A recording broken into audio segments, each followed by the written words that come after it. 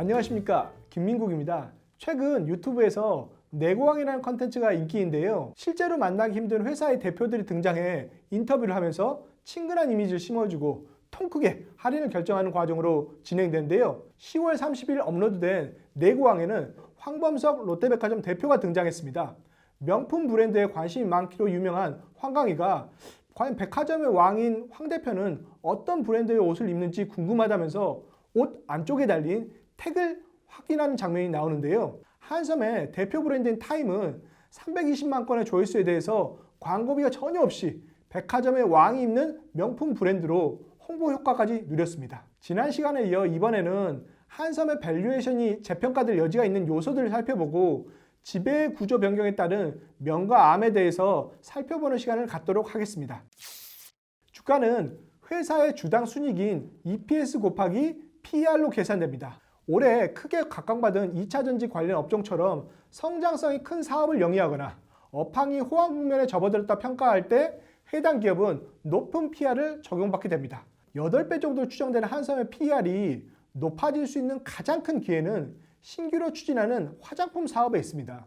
한섬은 올해 5월에 화장품 진출 계획을 밝혔습니다.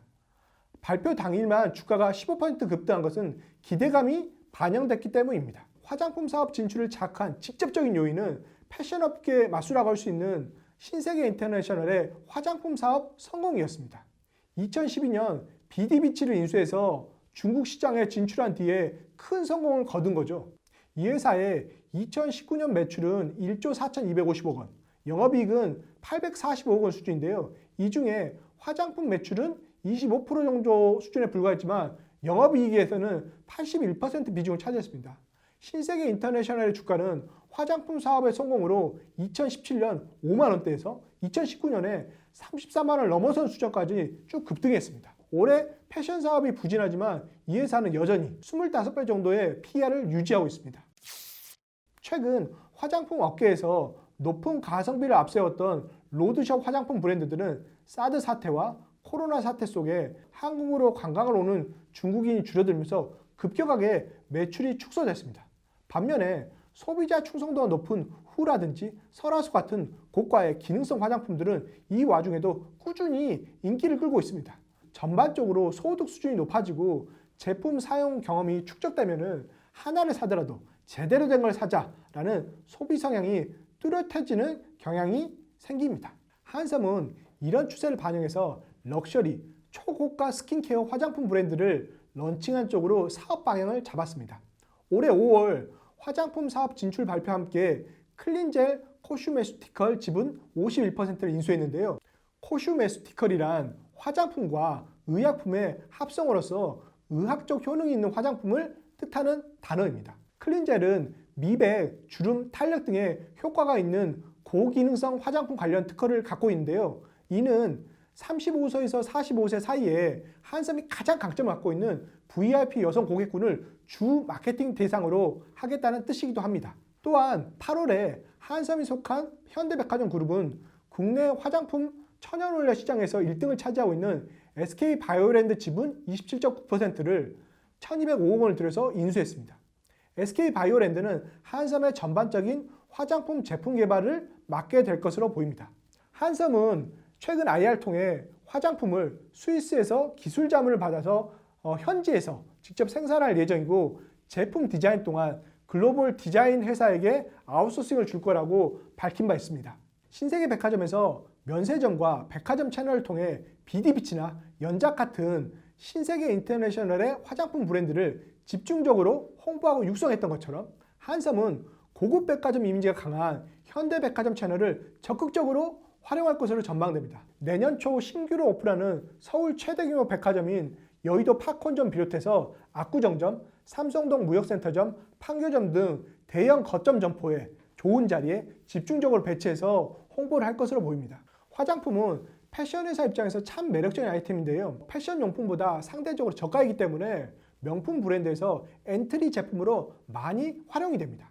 샤넬 가방을 사고 싶지만 가격 때문에 샤넬 립스틱을 사고 향수를 사고 나중에 경제적 여유가 생기면 옷이나 명품 가방을 구입하는 시기입니다. 충성 고객에게 판매할 제품을 늘려가면서도 동시에 새로운 예비 고객군을 만드는 효과가 생기는 셈입니다.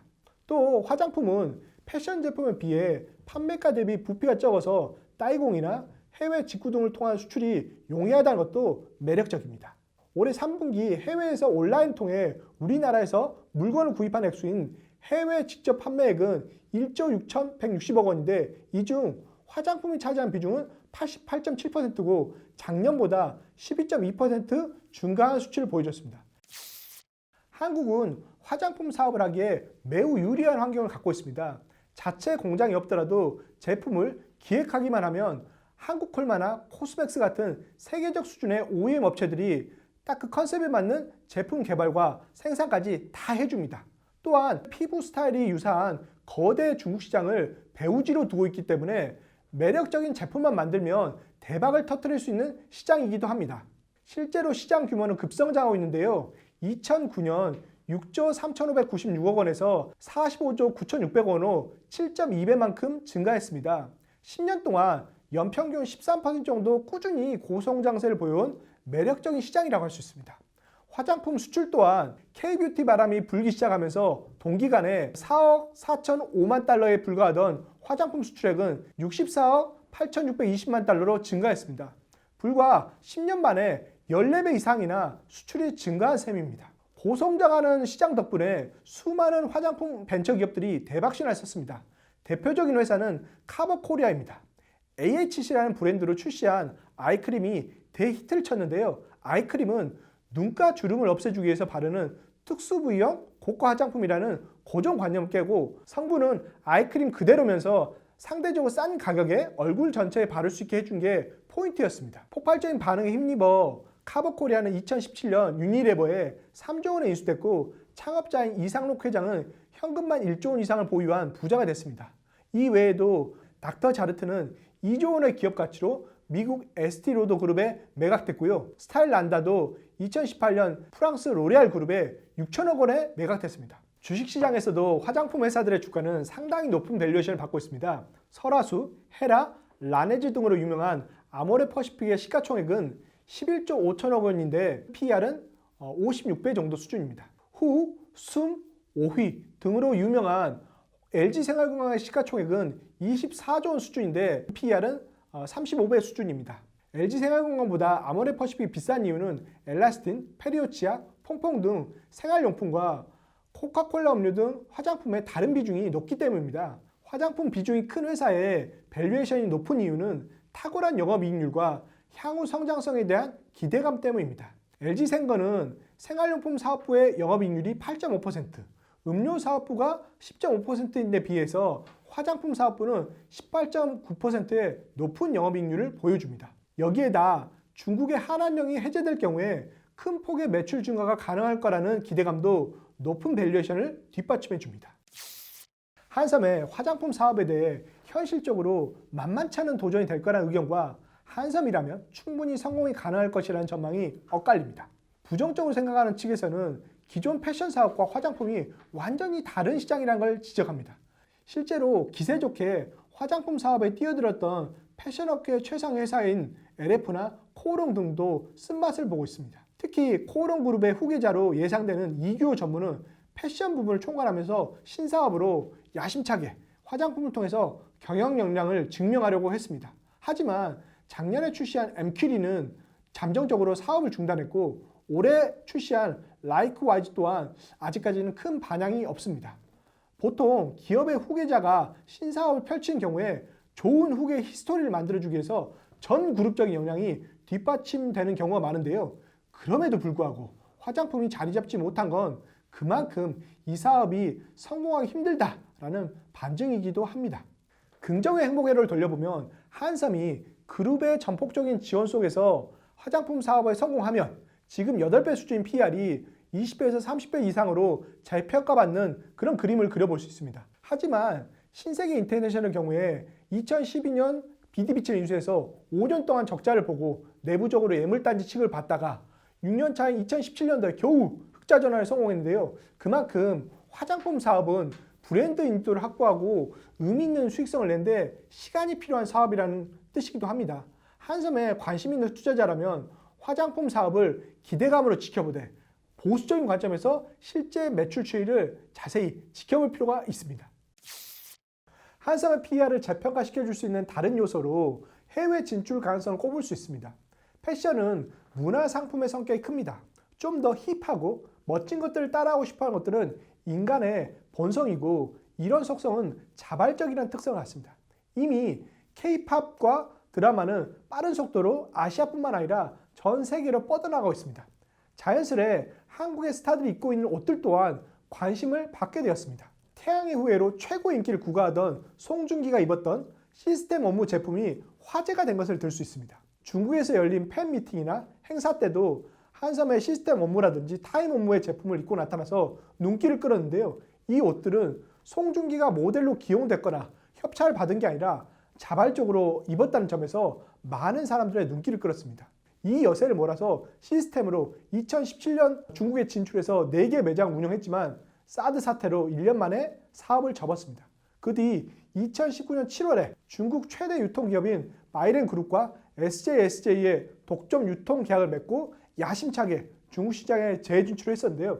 또 이번에는 코로나로 인해서 계약이 종료되는 상황을 맞이했습니다. 국내에서는 연일 승승장구했던 한섬이지만 해외 시장에서는 뭔가 이렇게 하려고만 하면 스텝이 꼬이는 머피의 법칙이 적용됐다고 볼 수도 있습니다. 그나마 희망이 되는 점은 시스템 업무가 BTS와 협업 상품을 내놓았는데 지난 1월부터 9월까지 매출이 작년 같은 기간보다 32% 증가했다는 점입니다.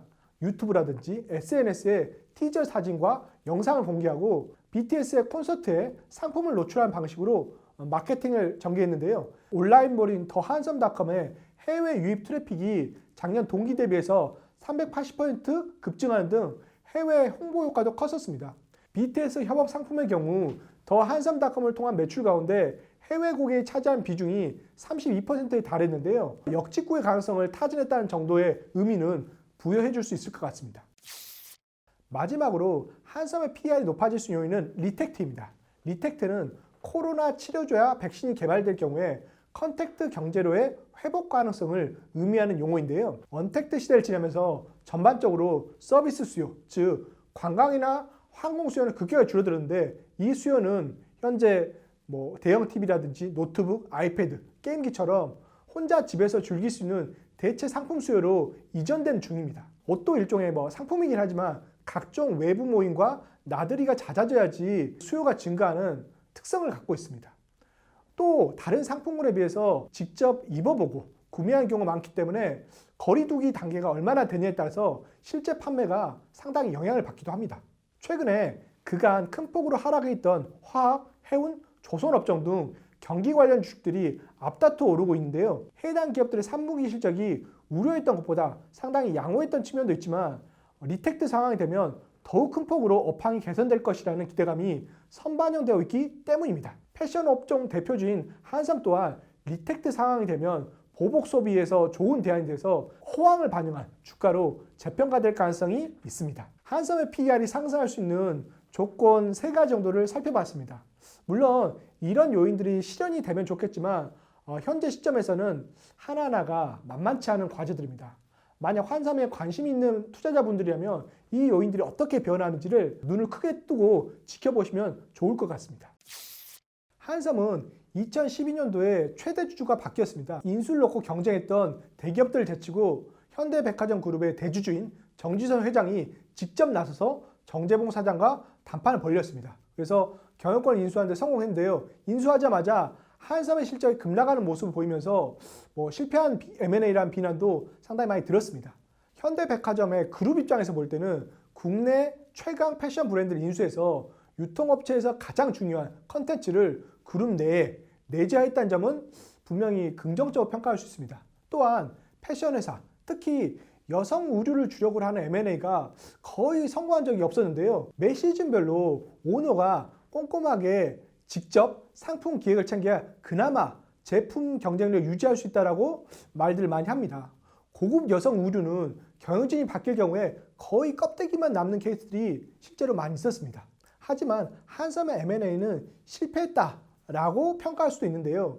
인수 직전 연도였던 2011년도에 한섬의 매출은 5천억 원, 영업이익은 1,078억 원, 순이익은 805억 원 수준이었습니다. 인수 후 8년이 지난 2019년 매출은 1조 2,600억 원, 영업이익은 1,065억 원, 순이익은 853억 원 수준이었습니다. 매출이 150% 정도 성장했지만 영업이익은 인수할 때 그대로고 영업이익률은 21.6%에서 8.5% 수준으로 오히려 뚝 떨어진 셈이기 때문입니다. 2011년 14% 수준이었던 ROE도 2019년도에는 8.4% 정도로 떨어졌습니다. 3550원이었던 주가는 3100원으로 8년 반 동안 제자리 걸음 중입니다. 6,400억 원이었던 순자산도 1조 900억 원으로 70% 정도 늘었지만 낮아진 영업이익률 그리고 ROE 때문에 한섬에 대한 시장의 평가는 오히려 박해진 셈입니다. 물론 한섬 경영진이 변명할 거리가 없는 게 아닙니다.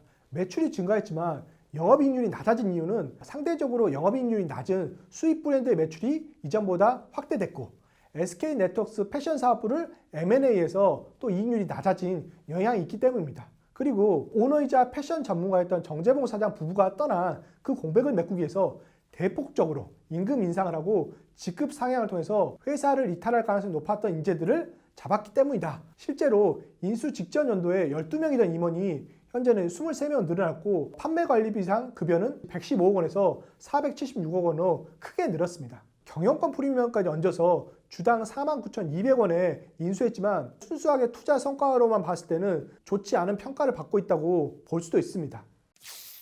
한섬의 작년 배당 성향은 11.6%, 주당 배당금은 450원인데요. 8년 전에 배당 성향 12.8%, 주당 배당금 470원보다도 오히려 퇴보를 한 셈입니다.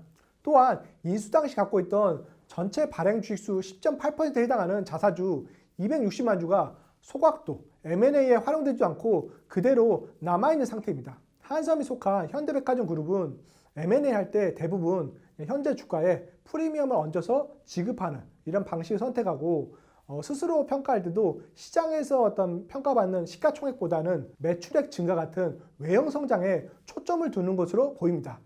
최근에 CJ그룹과 네이버가 주식 교환하는 게 화제가 됐었는데요. 네이버의 경우에 자사의 주가가 높게 평가받고 있기 때문에 지분을 조금만 지급하더라도 주도적으로 M&A라든지 내지는 전략적 제휴를 할 수 있는데 한섬의 경우에 자기의 주가가 시장에서 충분히 높게 평가받고 있다면 자기 주식을 활용한 M&A도 가능할 텐데 전혀 그렇게 할 수가 없어서 좀 아쉬운 측면이 큽니다. 현대백화점 그룹에 속한 현대그린푸드나 현대홈쇼핑 등은 국민연금이나 외국계 펀드로부터 공개적으로 배당 성향 상향하라든지 자사주를 소각하라는 등의 주주정책과 관련된 권유를 많이 받았습니다. 그런데 이에 대해서 정말 마지못해서 최소한의 요구만 수용하는 모습을 보여줬습니다.